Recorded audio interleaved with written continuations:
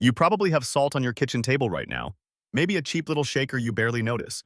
That unremarkable shaker once caused wars, built empires, and ended kingdoms. Salt was, for most of human history, more valuable than gold.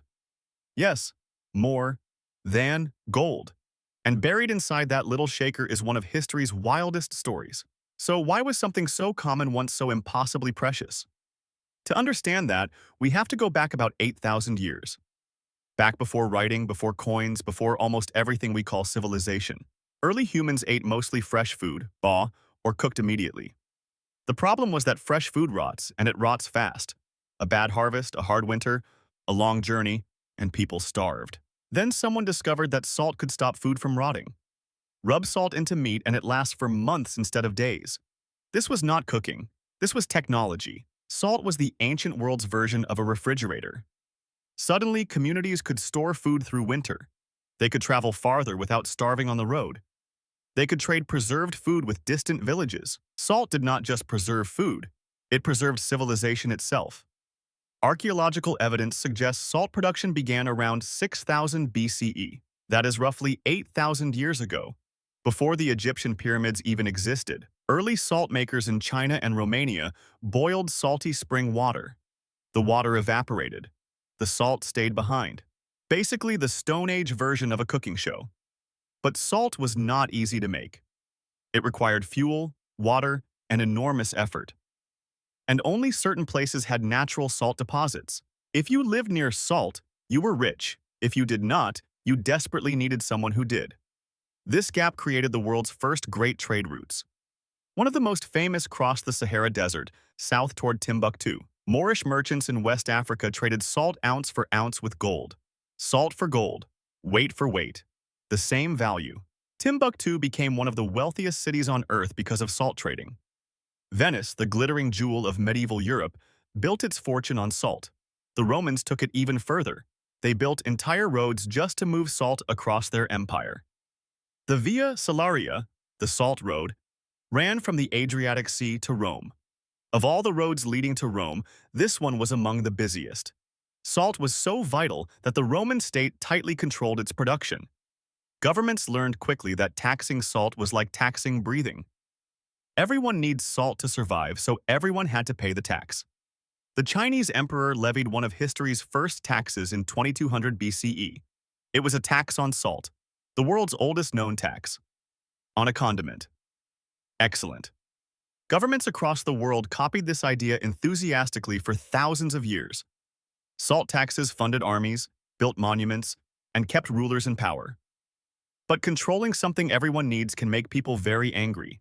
And history shows that salt taxes, more than almost anything, triggered revolutions. The French Revolution was partly fueled by an outrageous salt tax called the gabelle. The gabelle forced peasants to buy a minimum amount of government salt every year, whether they needed it or not. Smuggling salt became so common, it had its own criminal underworld. The French executed thousands of people for illegally selling salt. Thousands for selling salt. Now here is the moment in the story where everything gets interesting. The year is 1930. India is under British colonial rule. The British had passed the Salt Act of 1882, giving themselves a total monopoly. Indians were forbidden from collecting or selling the salt from their own coastline. They had to buy expensive, heavily taxed, often imported salt instead. The poor suffered most, because everyone, rich or poor, needs salt to live. Enter a 61-year-old man with a bamboo staff and a plan.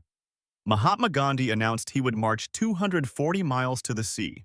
There, he would pick up salt and break British law. He started with 78 followers on the 12th of March 1930. By the time he reached the sea 24 days later, thousands had joined him. On April 6th, he bent down and picked up a small lump of natural salt. That one small handful of salt shook the British Empire to its foundation. News spread worldwide. 60,000 Indians were arrested for joining the protest. Time magazine named Gandhi its Man of the Year for 1930. The Salt March became a blueprint for nonviolent resistance around the world. Martin Luther King Jr. studied Gandhi's Salt March closely. The most powerful protest in the 20th century was about a condiment. Now let us talk about the word hiding in your paycheck. The word salary comes from the Latin word salarium, meaning payment in salt. Roman soldiers were connected to salt so deeply it entered their payment system. Whether paid directly in salt or given an allowance to buy it, salt defined their worth. A soldier who performed poorly had his salary cut. He was, as the Romans said, not worth his salt. You still say that phrase today. About salt. In the year 2026, the word salad also comes from salt. Romans salted their raw vegetables. The word sauce comes from salt. The word sausage comes from salt. Salt is literally hiding in the language you speak every day. Now, here is the part of the story that most people never hear. Salt was not just about food. It was about the dead. Ancient Egyptians used salt to mummify their pharaohs. They packed a mineral called natron, a natural form of salt, around the body. The same science that preserved fish preserved the face of a god king for millennia. Salt was also used in religious ceremonies from Egypt to Japan to ancient Israel. Buddhists used salt to repel evil spirits. Shinto priests in Japan still purify spaces with salt today. The Bible mentions salt over 30 times. Covenants, rituals, offerings. Salt sealed deals between humans and the divine. The phrase, salt of the earth, meant the very best of humanity. Salt was the highest compliment a person could receive. Now comes the twist that genuinely changes how you see this mineral. Salt is not a spice. It is not a flavoring. It is a nutrient you cannot live without. Your nerves use sodium, the key element in salt, to send signals through your body. Without sodium, your heart cannot beat properly. Your muscles cannot contract. Your brain cannot function. Every civilization that ever existed knew this truth instinctively. No salt, no life.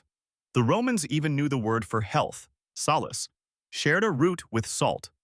Salt and health literally come from the same ancient word. Now think about how radically the world has changed for this one substance.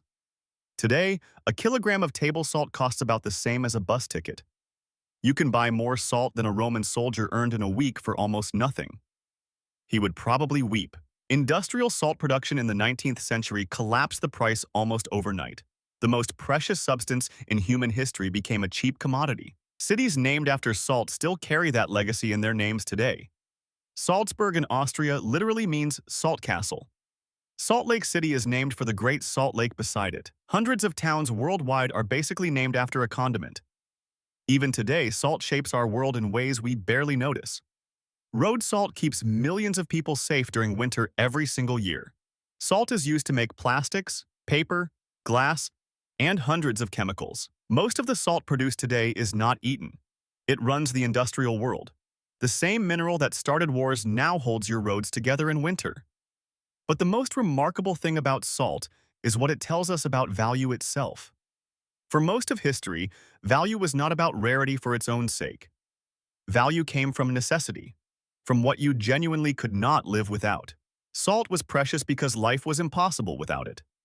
That is why a Roman soldier prized salt more than most things he owned.